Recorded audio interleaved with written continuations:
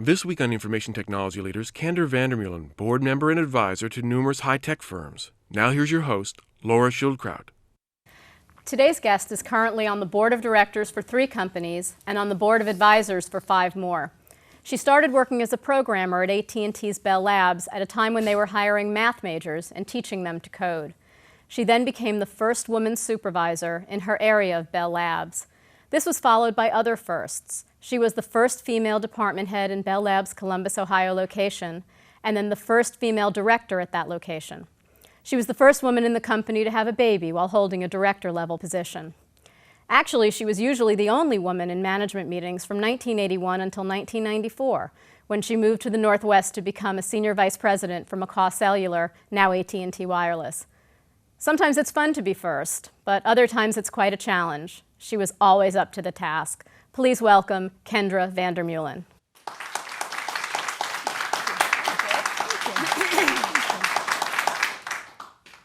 You spent your childhood in a lot of different places. Tell us about moving around as you grew up. I don't remember that a whole lot because we moved when I was little, and then we ended up in California. And I remember the Bay Area as kind of my first home that I remember. The most traumatic, though, was when I was in 7th grade and we moved from the Bay Area to Washington, D.C. area in the middle of my 7th grade year. 7th grade is a tough time. And I don't know that I ever kind of fully recovered from that. It was one of those things that it really kind of changed my perspective on life. How? Well, I had been a competitive swimmer, and it was a lot harder to find a swim team in Virginia at that time. I had been interested, I was much more of an outdoors person, and I just, life, just little things about life changed. I gave up piano, that kind of stuff. Did you find it hard to make new friends, or was that easy?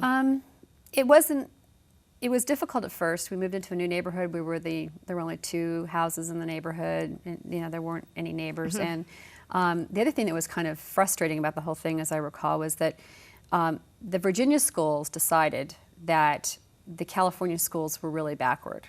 And therefore, anybody coming from California obviously wasn't going to be ready to compete in the Virginia schools. Right? Oh, I see. So they put me in the slowest set of classes. And I remember walking into these classes and I had, saddle shoes and bobby socks. I mean, I had California, right? I mean, we were still in 7th grade having recess, right?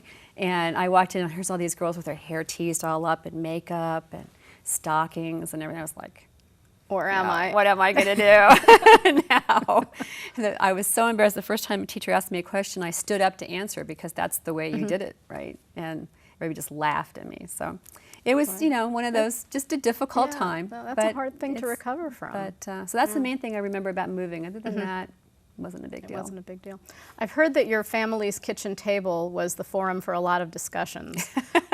What role did you tend to take in those discussions? Troublemaker. You were the troublemaker? Yeah. I would come home from school with all these, thoughts, political ideas mainly. And because living in the Washington, D.C. area, politics was serious. And my father worked in the military-industrial complex. And so I would come back with, I don't even remember what they were, but whatever it was, my parents didn't approve. So that would start the arguments going, and then they would go, and they would go, and they would go. And they were pretty animated discussions. Did you tend to be more sort of contemplative than your siblings? Yeah. Did my brother tell you that? Yeah. No, your brother said that you used to sort of sit back and watch the discussion go, and then while everyone thought you were out of it, you would just kind of come in with a zinger and sort of shut everyone else up. That's probably true. Yeah. He said you enjoyed that. Yeah. Well, so if you were put in this sort of not so smart class, when did you first know you were smart? I don't know. That I ever really. I remember very much that I didn't like that, and I felt like I was missing out on what I thought I could do. And the very next year, they opened a new junior high, and I ended up at the new junior high. So I only spent like 1 semester at this other school.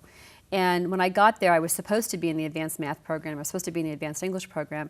And I show up the first day, and I wasn't. And I remember that being a really big deal. And, as is typical of me, I kind of marched into the principal's office and said, I'm not in the classes I'm supposed to be in.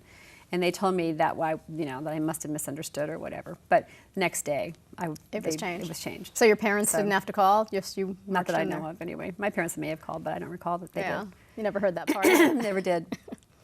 So Even though you ended up graduating 11th out of a class of 800 students, you still didn't get into your first choice of college. Why didn't you get into that college, and what did you end up doing after that? yeah, I wanted to go to William and Mary in the worst possible way. Why? Just because it was a cool school. When you lived in Virginia, it's in Williamsburg. It's very historic, and I thought that'd be really neat. But it's a really interesting school, and one of the things that they do is they do not want to be overrun with Virginia students. So they had at that time anyway a rule that said that they would only take 2 out of every graduating class in the state. And there were 2 people ahead of me who wanted to go, so I didn't. And then how did you end up deciding which college you eventually attended? I had applied to Duke and gotten in there, but I didn't really. I went down there. I didn't really want to go there, and several other schools, Swarthmore, several others, and just as I revisited the campuses, it didn't feel right. And so late in the game, I was looking for a school, and my Latin teacher said, "Hey, my son went to Marietta. It's a great school. Blah blah blah." So I checked it out, applied, ended up there. Figured I'd leave after a year, but I liked it, so I stayed. So you stayed. And what area did you focus in? Math. Why was that? Initially, because I thought I wanted to teach. I was good at math and science, and I had advanced placement, but I could only get advanced placement in math if I majored in math. So it seemed like a reasonable reason to do something. Certainly not a grand plan, but No. at the time it seemed like a good thing. Never is. So you started out thinking that you would eventually teach math. Why did you end up not going towards a teaching profession? I largely, again, serendipitously, my senior year, my dad was laid off, and there were 2 of us in college at that point. And I don't think my parents ever said to me that I couldn't take a full load my last semester, but I only needed like 6 credits to graduate, and I needed like 15 to get a teaching certificate. So I figured, I'll work part-time and take 6 and get it over with and see what happens. So then I marched into the placement office and just applied for every job that was looking for a math major. Yeah, and talked to insurance companies and computer companies and Bell Laboratories, and Bell Labs made the best offer. So that's how I ended up where I was. So is that how you made the decision, based on the money of the offer? It was a combination of the economics, but more interestingly, it was all the training that they were going to give me. So Towards the chance- coding? Yeah, learning how to write software. And that was appealing to you? It was worth a try. I would say I had some trepidation about that. I didn't know much about computers at that point. That wasn't a common major. There were no computer science schools, really, at that point. So this is like 73. So I wasn't 100% sure what I was getting into, but it sounded like something worth learning about. And how did coding come to you? Difficult at first. I think because I'm a kind of a bigger picture person, and so I was, having to concentrate on, getting the semicolons in the right place, instead of really kind of understanding why I was doing what I was doing. And that's the trouble with this, individualized learning and stuff. It's all about the syntax and not about the semantics, right?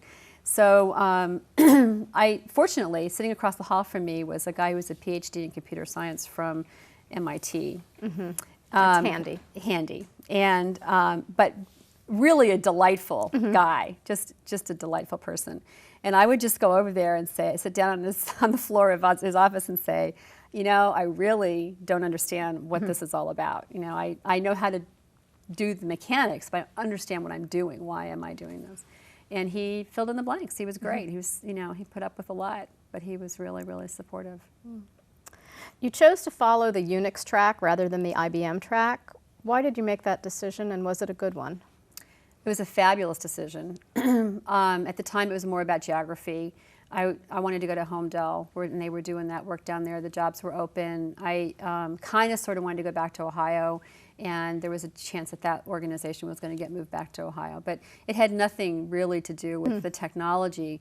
I remember the big debates that were going on at that time. I was in an organization that was, 370 kind of centric, and and there was a lot of chatter about, you know, this Unix stuff being kind of stupid and how all these mini computers would never really work. But then I interviewed down at these other organizations and heard the other side of the story, and I thought, yeah, that's kind of interesting, actually. So, you know, I thought it would be worth a trial, and it was. Now, you'd mentioned to me that you thought that there was sort of a stigma associated with your liberal arts education. Why was there a stigma, and do you think it's well placed? Bell Laboratories is an engineering organization, right? They largely, up to that point, only hired masters and PhDs, and they only hired people with strong technical and engineering backgrounds. So this influx of these mostly female math majors, right, was kind of an interesting deal. And I think the assumption always was that, you know, since we were women and we weren't engineers, that we would be, you know, the support person to a real engineer, right? Of course, most of us were a little brighter than that. And so it was, while it was on the one hand a really great training ground and we learned a ton, and I would say the vast majority of the engineers that I worked with were just incredible, smart and gentlemanly people. Still, you know, you really weren't accepted until you got an advanced degree from a real engineering school, right? You just couldn't quite do that. Be respected. Now, you also got married during this time, and you told me that there was a part of you that felt that to be involved in a corporation, you had to be married. Could you talk more about that feeling and whether you were right about it and whether it led to good things? Well, I was wrong about it. It didn't lead to good things. It was a relatively short marriage.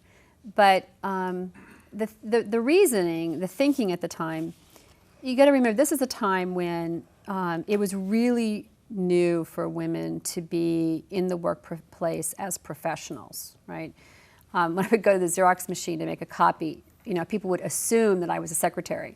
And there were separate machines for secretaries. So I was always kind of shooed away from the engineer's machine to go to the secretary's machine and had to stand my ground. So it was uncommon, and there was a definite feeling that I had, and it was probably more me than, well, maybe not. It was definitely strongly held in the culture as well, that to be successful as a woman in a corporation, you had to give up your femininity, basically. That you needed to choose, in some sense, being successful professionally versus being successful as a woman, as a wife. And, you know, of course, that's nonsense. And I think, by and large, our culture understands that now. But at the time, you'd be surprised how strongly held those tensions really were. And so, to me, it was kind of a piece of, well, if the more successful I kind of get over here in the professional world, the more I need to, like, answer this other question to make sure that I'm not, like, giving up one part of my life for the other part. So you answered it early. Yeah. Oh, well. Oh, well. Live and learn. And then how did you decide that it was time to get an advanced degree? Well, I was promoted to member of technical staff, and the requirement was that you had to get an advanced degree. And then they sent you to school for a year, fully paid for all the expenses for the master's degree, and I gave you a stipend and all that. But the trick was you had to finish the degree in a year. So, like a 2-year degree? 2-year degree in 1 year. In a year. And where did you end up going? Ohio State. What were some of the most significant things that you learned in that program? Well, I learned why I took all that math. Because I remember there's a lot in mathematics and computer science. And I remember being really struck, especially when I was taking some of the more theoretical courses, about how useful all that math background was, and how much it was really a big bridge for me between my academic background in mathematics and how to apply it, what to do with all of it. It suddenly started really making sense. And when you pursued this degree, did you make a commitment to AT&T Bell Labs to come back?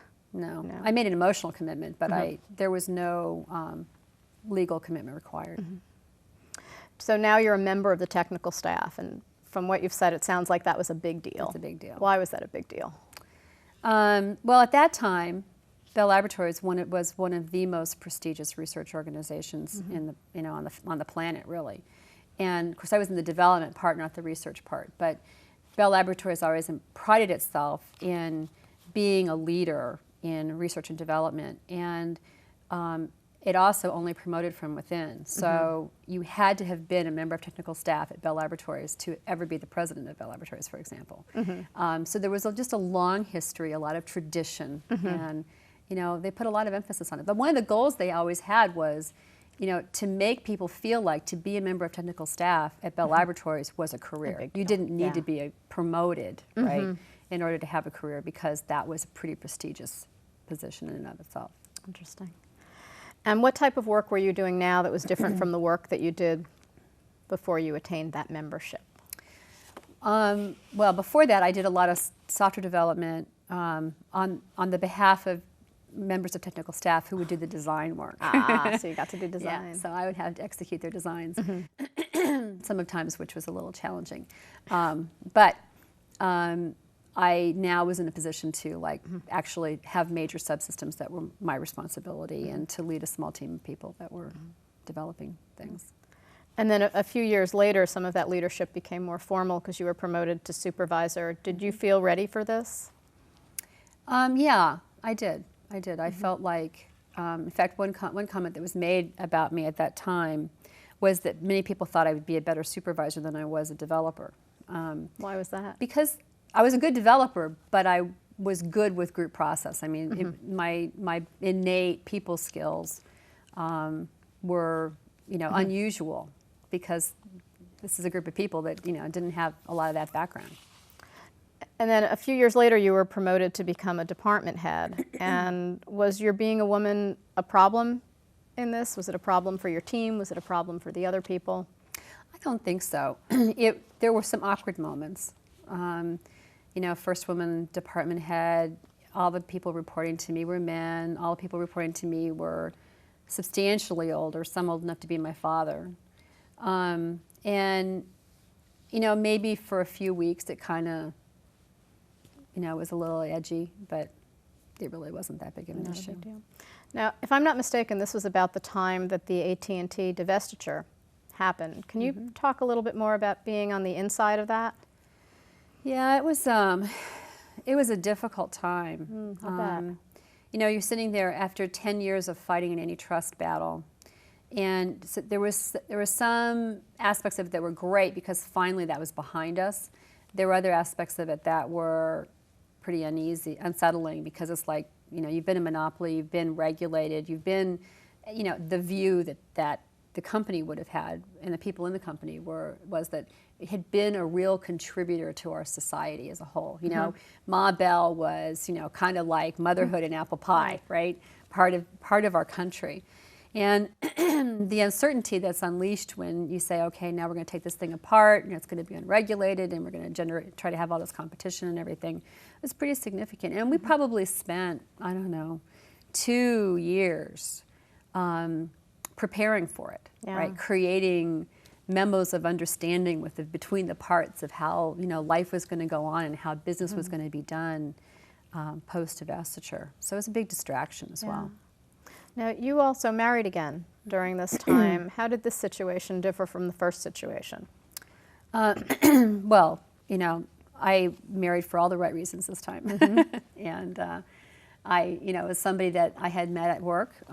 We had a lot in common in a lot of different ways. And we were much more mature. And I wasn't doing it because I felt like I really had to. I was doing it because I really felt that was the right thing. Yeah. Which project led to your becoming a department president? One of the projects that I was responsible for was doing some really interesting sound recognition work, and we were automating the monitoring of the network. Most people don't know that much about this stuff, but the telephone company takes pretty seriously quality of service. And the only way to know how good the quality of service is to monitor that, right? And that used to be done with actually people. People would listen, actually have to sit there and listen to the call going through the network all the way up to the conversation, and then they would drop off. And they would measure how many times they went to busy, how many times they went to reorder. It was a horrible job, just a horrible job. And our job was to automate that and to spare these poor operators this horrible job. So we had done a lot of sound recognition work because the idea was that we would, listen with a computer. Anyway, that led to work in speech recognition. We had a great relationship with the speech research organization, and it was divestiture, and the company was saying, hey, we've got all this technology inside of Bell Laboratories that we've not been allowed to commercialize because the regulated monopoly had to stay inside this box, right? And so the idea was to create internal venture companies around some of this technology. So I had a chance to lead the formation of a group that became Conversant Systems, which is a product line that was created and still exists as part of, went to Lucent, and now it's at Avaya. But it's still around. It's hard to follow those breadcrumbs, isn't it? Yeah. So you're given this fairly large responsibility, and you said that you weren't really prepared because you didn't know what you didn't know. So in retrospect, what didn't you know, and how did you learn it? Well, I call that period getting my MBA in the School of Hard Knocks, right? Because I had been running development all my career at this point, my whole 10-year career at this point, 11 years. And I knew a lot about software development. I knew squat about marketing, sales, finance, manufacturing, all this stuff. And next thing you know, I'm like, supposed to be the president of this little venture company. And I'm supposed to, lead and hire people from all those different disciplines. So it took a while to kind of get my bearings and get my feet on the ground. I remember I had a mentor, wonderful mentor, guy that ran this venture group. He was kind of like the venture capitalist for the company. And he had a lot of experience, and he took it upon himself to really kind of nurture the leaders of these these venture companies. And he took us, to classes. He had classes in marketing and finance and strategic management and a bunch of stuff, and college level courses, graduate level courses, and but all tuned to what we were trying to do. So that was kind of great. And he was very. He kept saying to me, distribution is going to be your biggest problem. Distribution. You get the product all right, but distribution is going to be your challenge. And at that point in my life, I thought, I didn't even know what the heck distribution really was. Something about sales, but I didn't really understand that. I learned very quickly what it meant, though. I learned when it very starts quickly. breaking down, you and how hard it was to get it right. And we were really naive. We made a number of mistakes, but we learned a lot. It was great. Yeah. Can you tell me about a real satisfying success that happened through that? Well, I would say the fact that we were able to get a product out, launch a product, and then we won a major contract with internal to AT&T at that time to automate a big chunk of operator services. And that had a huge impact on not only the business, the Conversant business, but the company as a whole. And I felt really good about that. I think other than that, the biggest thing that I feel good about, well, I have mixed feelings about, but somebody had to do it, I guess. What we did, what this business was. You're going to admit it. I'm going to admit it. We created the voice response unit industry. So all those machines that answer the phone and say press 1 for this, press 2 for that, or say 1 or say 2. Her fault. It's my fault. What's even worse is we also created the machines that call you, and that what can I say? When a call doesn't complete and you hear a message, it goes bong bong bong. We put those bongs on the front of those messages as well. Because that was the only way we could be sure we knew which message you'd received. Yeah. Well, eventually the business was acquired. Why didn't you stay on? It was acquired by one of the business units that was in New Jersey. I was in Ohio at the time. And they wanted to run it out of New Jersey, and they didn't need me to do that. I didn't want to move to New Jersey. And they wanted to run it their way, so it didn't seem like the right thing to do, to hang around. So what did you do next? I went back to development, and I ran a development organization that was responsible for signaling systems and network databases. And that was a really good learning experience from another vantage point, because I came into this organization, it had been under a lot of stress for a long time, trying to create these new services. This is the organization that built the infrastructure that created 800 service, for example.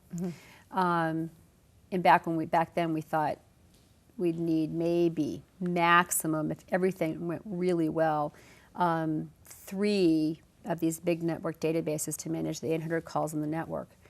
When I left that organization, there were 150 network databases and climbing. And so we had to come up with a design for tenfold the capacity just to keep it under control. Anyway, this organization had been through a lot and had gotten to the point that people were pretty demoralized. They were unable to deliver on time. Project hadn't been delivered on time for several years. Some were as much as a year late. And so quality was just kind of in the tank. Morale was in the tank, right? So that was kind of my first experience of coming in and taking over an organization that I had not historically been a part of, hadn't grown up in, and having to figure out how to fix it, right? How did you fix it? Well, we applied traditional, what's now considered traditional total quality management technology. I remember sitting at the feet of Denning and Duran and all those guys trying to learn about quality technology from the manufacturing world, and then trying to figure out how to apply it to software development, which nobody had done at that point. And we weren't alone in trying to do that. There were a lot of people working on that problem.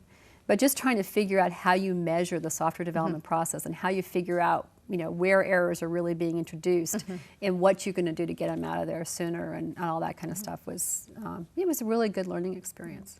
And how did you handle sort of the culture management part of that?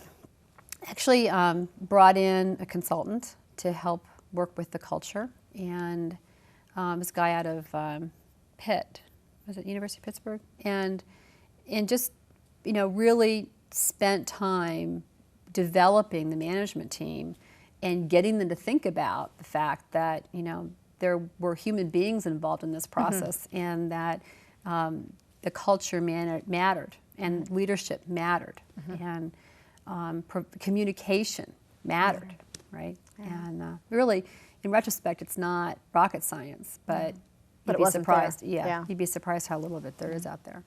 This was also your first exposure to the press. How did that go? That was interesting. My first exposure to the press was the day the AT&T network went down for 9 hours. And most of these people probably don't remember that day, January 1991. I remember that day. And it was a very difficult day. And at first, the assumption was that the systems that my organization produced were the cause of the problem. And as it turns out later, they were not, but it didn't much matter, right? Because the network was down and it wasn't coming back up, and nobody quite could figure out what was wrong. And it really was a classic, software development bug in a signaling network, and it just propagated like crazy. Anyway, I had to explain to the press what had happened, so, and what, what it really meant, and figuring out what to say and what not to say. Figuring out what to say. Trying to explain to somebody in like 2 sentences this really complex problem. Right. And I think also the fear that whatever you say is going to be misquoted, so you just have to make sure that every combination of words on their own is not going to be something you don't want in a newspaper somewhere. But AT&T again comes through because they have great training for that. Right. So you got to learn that. Got to learn that. So how did you like the general management role?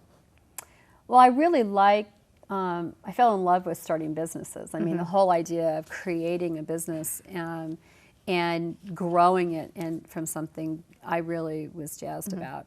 I wasn't all that excited with the idea of spending the rest of my life kind of fixing large organizations, right? So I'd much rather start something. Right?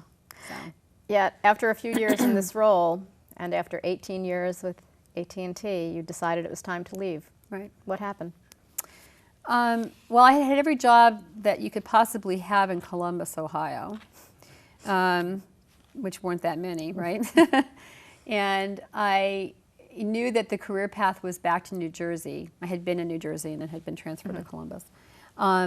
I didn't want to go back to New Jersey for a whole bunch of reasons. I mean, partly personal, didn't like it there, and partly that's headquarters, you know, and I don't think you can totally comprehend how politically challenging a headquarters organization of a company that size can be. And I had friends who went there, and they came out scarred. They came out, they weren't nice people anymore, and I couldn't get excited about doing that, right?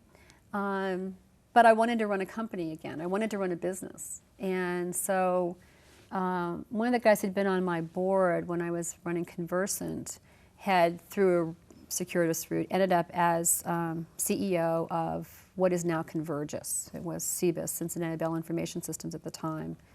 And it's the unregulated information systems part of Cincinnati Bell. Anyway, he asked me to come down and start a product line organization to essentially try to figure out how to make a business out of what had been, a concoction, a collection of consulting groups, basically. And I figured it's not New Jersey. Might as well give it a whirl. And you thought it would be great working for someone that you knew. Was it great? No, it was horrible. Yeah. Why was it horrible? What happened to great? Well, I think there were two big issues. One is just, as much as I really loved and respected this gentleman, for me, he wasn't a great boss. I am a person who really likes to kind of have an idea where I'm going and then have the latitude to sort out how to get there. And I like to involve my team a lot in the process of both the direction and how to get there. He was a guy who, he was living in Cincinnati in an apartment. His family was in New Jersey. And he didn't have anything to do except think about work. And he would come in every morning with another thing, another initiative, another idea, another thing he wanted to have done, most of which were like, years worth of work. And he couldn't fully appreciate that, he was jerking the organization around. And I tried really hard, being a people pleaser that I am, to figure out how to work that, and I just about burned myself out. It was very, very difficult. The second thing that was difficult was, it was as a billing company, right? So we're producing 60% of the bills for cellular and wireless carriers in North America at that point, maybe 65%. And, I don't know if you realize this or not, but billing companies are the most unpopular vendors, at least to telecommunication carriers, known to man. The second most unpopular is customer care vendors, and CBIS did both. So I'm in a situation where, like, my customers hate us, right. and you're working for someone. And I'm working for something that's somebody that's driving me nuts, and the problem of digging out of what's making the customers angry is a multi-year proposition, and it's never really going to be great, right? Because the biller basically has the carrier by the throat, and the carrier can't do anything unless the biller can do it, right? So those two things, I didn't like either one of those things. It wasn't a lot of fun. But the best part is I fell in love with wireless, right? The wireless industry, I was like, yes, this is cool. I really like this. And I particularly fell in love with McCaw, who was my largest customer, and was very interested in. I was really excited about the culture that I saw there and what was going on. Yeah. So. But before you were able to get there, you made a stop as the Chief Operating Officer of this organization. How did that move come about, and how different was it from what you were doing before? Well, I had been running all of North America before, and our international operations were challenged at best, and there were just a number of things we needed to do to become more product-centric, and that resulted in a reorganization so that we weren't so organized by customer, we were more organized by technology as well as then by customer segment.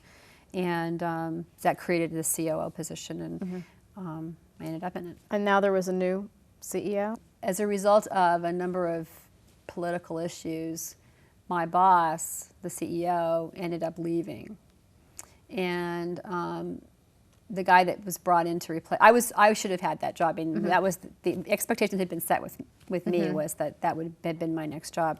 But not right away. My expectation was 2-3 years. Right. So the new guy that comes in, made Had it really different clear within expectations. like 5 or 6 hours that he had somebody else he wanted in my job. And how long did it take before your bags were packed?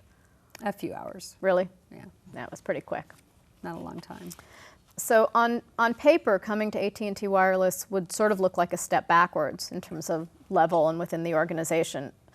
Was it really a step backwards, and if so, why did you do it?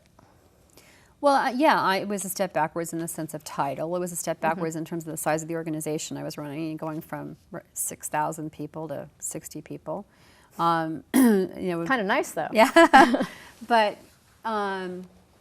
it wasn't a step backward in the sense that it was doing what I love to do, right? And I, by that time, had figured out that life is not just about the bigger title and the bigger office and the, all that stuff. Life is about having a blast while you're working. And if you're not having a good time while you're working, it's not worth it. It just is not worth it. So you guys were basically charged with creating an industry. What was the industry, and what are the good and bad parts of creating an industry?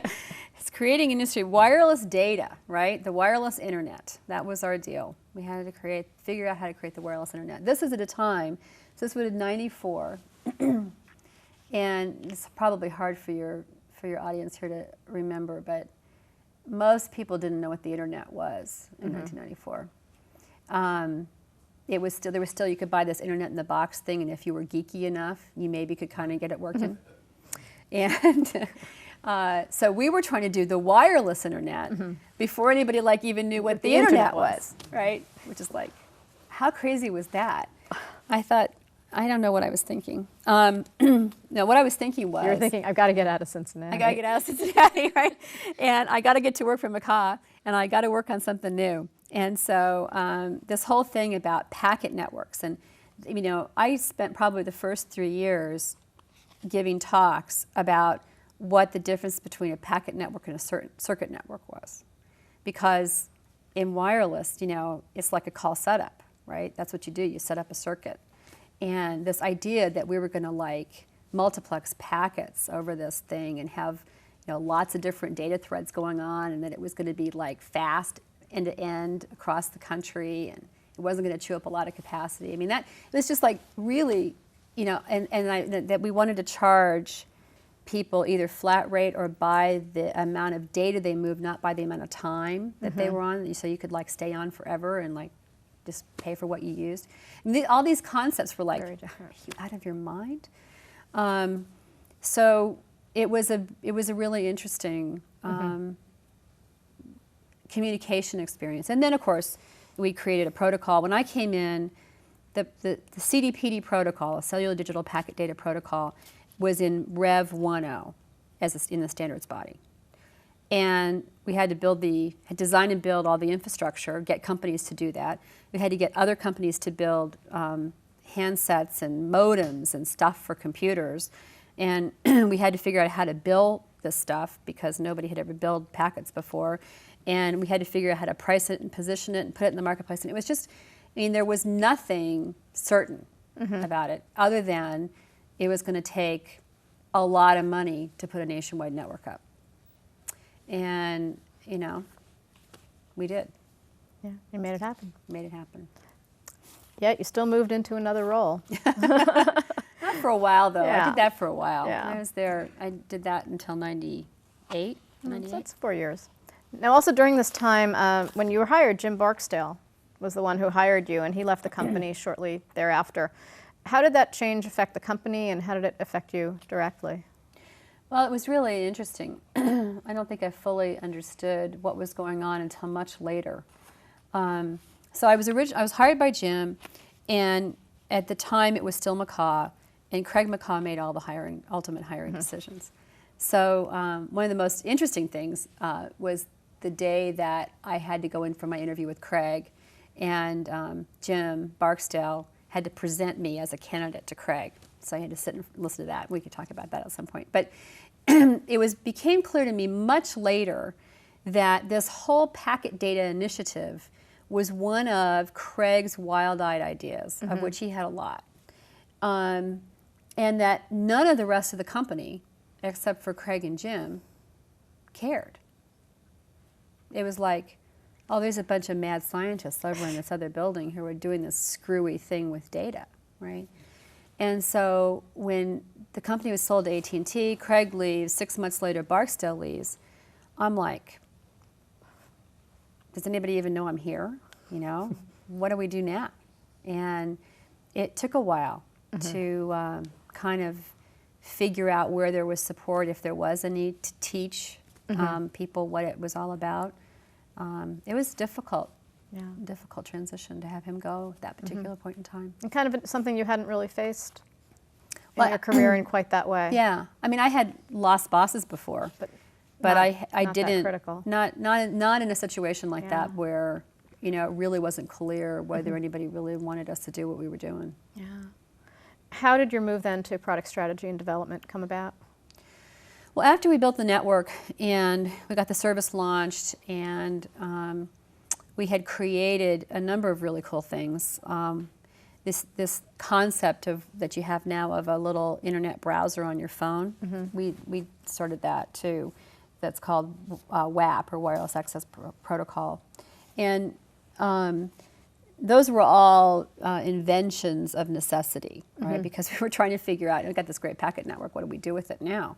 And got to create services that people want to use. And you know, the only thing that our company, AT&T Wireless, knows how to sell is phones. So if you don't have something that works on phones, you don't have anything, right? So we had to figure out how to do that. Anyway, it became really clear as we got kind of down the road with that, that the world just still needed to catch up with us. You know, we had done some very important things and some very cool things, but it was going to be a while before great new phones came out, great new devices, and as a result, you know, we needed to kind of take the pedal off the metal a little bit. In addition, I think I had proven myself at that point as being pretty good product person and product leader of product stuff. And so they asked me to go over and, in addition to having the data piece, to pick up product line planning for the voice part of the business as well. And what are some of the things that you did during that time? Well, we launched prepaid services. We launched international services. We launched SMS and two-way SMS, you know, text messaging services. And it was a really good education for me too, to see how that mainstream part of the business worked, because it's really quite different than the whole data world. Right. Yeah. And I had responsibility also for handsets, so all the negotiations with Nokia and Ericsson and all those guys for new handsets was all part of that, and I just learned a ton from that as well. And then what happened next? Well, we're now up to see how many bosses I've been through at this point. So after Barkdale left, Hooper was my boss, and he was fabulous and had a great time working for him. But then he decided he couldn't take it anymore either, so he left. And Hesse came in, and that was great.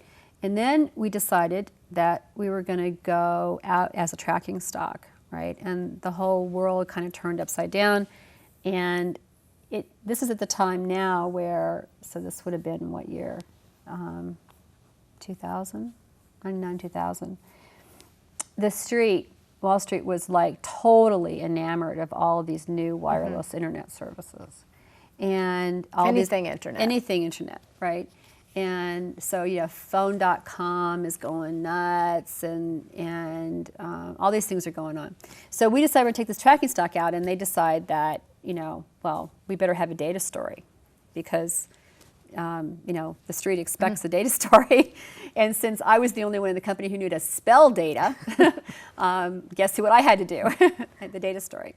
And anyway, it gave us an opportunity to really think about advanced services, what I call value-added services. I never thought that the data network was about moving packets around. The data network was really always about creating a platform where we could create new classes of services and really create value for the subscriber, which then would accrete to the company and to our partners.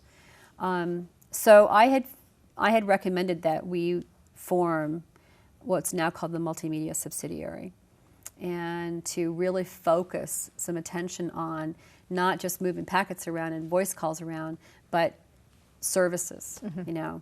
And that has evolved into these internet services and ringtone download services and games and all that stuff. But in order to do that right, in the context of a telephone company, a carrier, right, you need to have focus. Because, I mean, this is a wholly different business. You got to go do deals with Disney and ESPN, all those guys. You can't just kind of sit there and, like, expect people are going to come to you, right? Anyway, so we did that.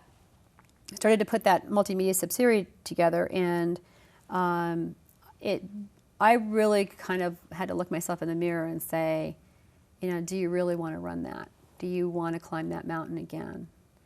And the answer was no. The answer was, you know, I had done it enough times inside of a large company, and in a large company you often feel like, especially when you're creating something new and you're not just kind of riding along with the team, you always feel like you're fighting yourself all the time. You know, you could go out into the industry and everybody would be like, wow, this is really cool stuff. And you come home and everybody's like, you idiot. Right. You know, why are you doing this? So it was, you know, it was time. I was tired, I was worn out, and it was time for fresh energy. And I just decided, not a good thing. Yeah. So how did you handle that?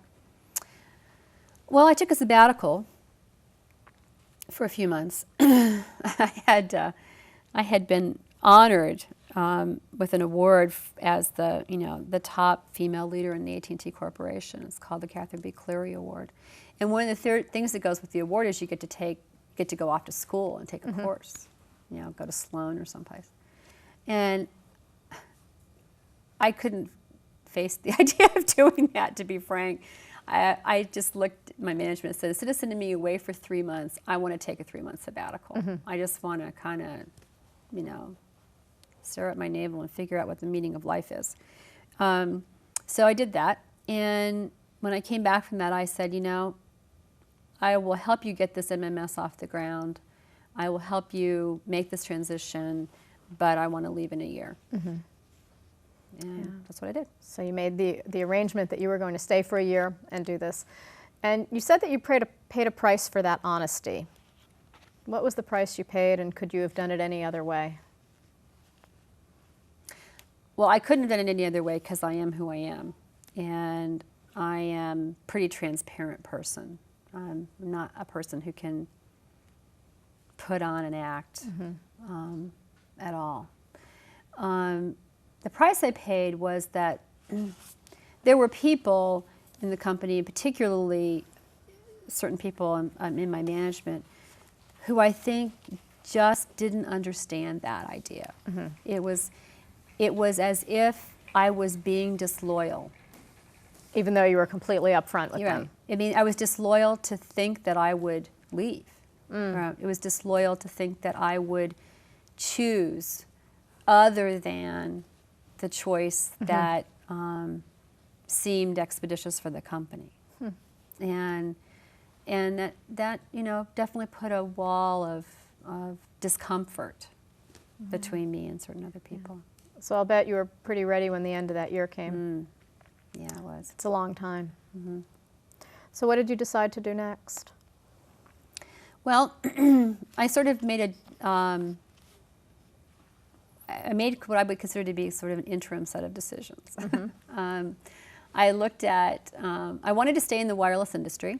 I really felt, I'm still passionate to this day about the whole new set of wireless internet class services being really an important thing for the industry as well as for the consumers. And so I wanted to be involved in that. I thought about running a small company, but to be honest with you, felt like, you know, that was just like right back into the frying pan again. In addition, I also felt like I couldn't, from a small company, have a very broad platform. You know, I'd have to like pick like one aspect of this whole picture and work on it. So I wasn't too comfortable with that idea. Looked at venture capital, figured, you know, maybe I could be a venture capitalist. Maybe someday I will, but that didn't feel like it was the right thing for me. There was a lot about venture capital that I didn't understand. And I wanted to experience it before I made that, you know, commitment that's virtually impossible to get out of. Right. So I decided to do what I'm doing, which is to work with a handful of companies that are doing things that I think are really important to the space, and to do that as an advisor of sorts. So you serve on several boards. What goes on at a board of directors meeting? That's highly dependent on the board. I can tell you that. There is not as much commonality board to board as you might think. In a startup, in a pre-public company, the board is very much focused on management of cash, management of revenue growth, and management of strategic relationships. Are we in the right place at the right time? Who do we need to have relationships with? Should we really crank up the cash burn in some area or not, or is that too risky? There's a lot of attention paid to those issues in a pre-public company.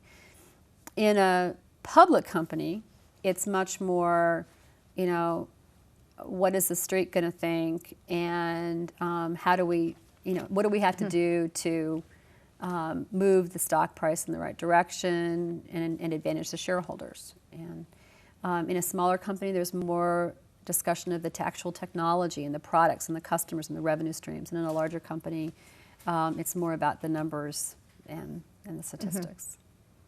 And is there usually consensus among board members, or is it pretty dispersed? I have, in the smaller companies' boards especially, I've never seen a decision taken that wasn't a consensus decision. It's really too ugly, right? People will work to get to something that they can all live with. Yeah. And you've been enjoying this, or do you miss being involved in a corporation? I miss the camaraderie a bit, because even though I really end up kind of being an extended member of a bunch of management teams, it's not the same thing as being inside the team, right? So I miss that. I miss the feedback that goes with an operating role, a feedback that's like, you make a decision, you find out if it works, right? So I miss that a little bit. But I would say that other than that, I love it.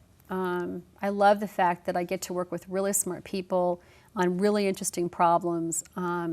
I get to do the fun stuff, the directional stuff, and I don't have to necessarily feel like the whole world's on my shoulders for the execution of everything.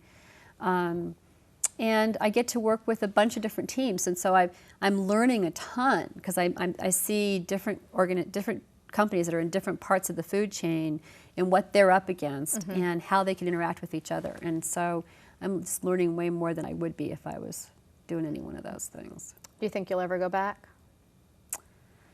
Never say never. How would you describe your management style? I basically think that a good manager's job is to point the team in the right direction and then get the obstacles out of the way, right? So especially in a professional organization, I've never been in a situation where I had to manage piecework or or factory work or anything like that, and I'm sure the rules of that are a lot different. But in this kind of a situation, you hire people because they're smart, right? And you need to unlock their ability to contribute, and yet for them to work together, you really do have to define structure, and you have to put goals in place, you have to put structure in place, you have to answer the questions about who's doing what to whom and why. And then you need to listen and figure out what's really going on out there and figure out how to remove the obstacles. If you can do that, if you can point people in the right direction, structure the work for them so that they kind of understand how the pieces work and get out of the way, a lot of good stuff can get done. Was it hard to be the first woman to do this and the first woman to do that? It was at first. You know, I think I was probably pretty self-conscious about stuff. You know, I can remember agonizing over, you know, dumb things like, you know, if I do this, you know, what are people going to think? But, you know, I got used to it to some extent. To some extent it went away. To a large extent, once you've demonstrated your capabilities, people forget. You know, it's like you're a woman or a man or a person of color only until you've built a relationship, right? And once you've built a relationship, then it's about the working relationship. Yeah. Why do you think you've been so successful? Well, certainly always a certain element of luck, right? Okay. It's more than that, though. Probably a combination of focus on just doing the best I knew how to do in every situation that I was in. You know, I never like really had this career path that says, you know, by this time I want to be at this place, and by this time I want to be at this place. What I did was just try to figure out what's the most value I can add in this situation, and worked really, really hard to do that. So that's one thing. Perseverance is another. Willingness to take risks, willingness to do stuff that other people thought was crazy to do, in some cases, is probably another. Is that part of your personality? Are you a risk taker by nature? Apparently. I wouldn't have described myself that way. Yeah. You know? But as I look back over my career, and even before, in 8th grade, marching into the principal's office and telling him I was in the wrong classes, it's never been. I'm not a fearful person. You know, I've always been more inclined to be out there trying stuff. I'd like to close with a quote from somebody that Kendra used to work with. When I first met Kendra, I saw her as an email nerd. She always had wireless dial-up and did email in senior management meetings. I liked her immediately. She was one of the best technologists and business people I'd ever met, and is able to meld technical information into business information to help people bridge the two. She is warm and friendly, but a very tough negotiator. She's willing to make the hard decisions and call people on making or not making the hard decisions themselves. As I've gotten to know her better, I see that she doesn't always like being tough, but sometimes that's part of the job. She is a very caring person with strong family ties, great integrity, and an ability to balance strong direction with collaboration. She's the complete package, and I respect her enormously.